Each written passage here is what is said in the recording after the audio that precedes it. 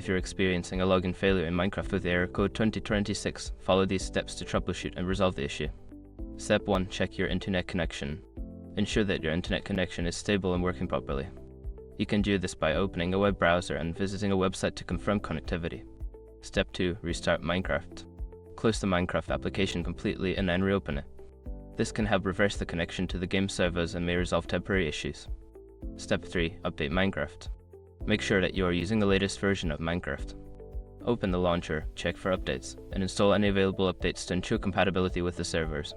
Step 4. Verify your account credentials.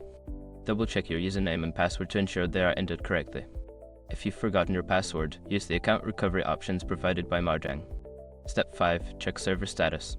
Visit the official Minecraft server status page or community forums to see if there are any ongoing server issues or maintenance that could be affecting your ability to log in. If you follow these steps and still encounter issues, consider reaching out to Minecraft support for further assistance.